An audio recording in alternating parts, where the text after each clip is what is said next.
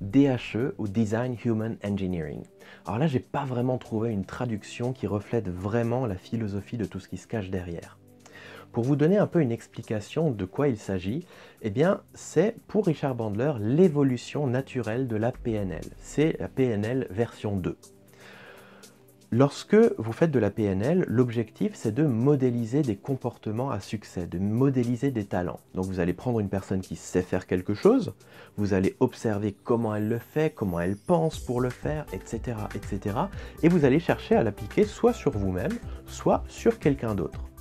Donc là, c'est une sorte de copie, on va dire, de copie de compétences, de copie d'aptitudes. Lorsqu'on fait du DHE, c'est différent. On part d'une feuille blanche.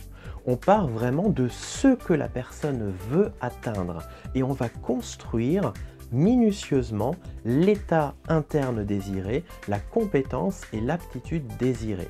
Et pour ça, on va se servir d'un panneau de contrôle. On va se créer à l'intérieur de soi un panneau de contrôle où on va pouvoir régler les niveaux d'un certain nombre de paramètres. Prenez un exemple, la colère.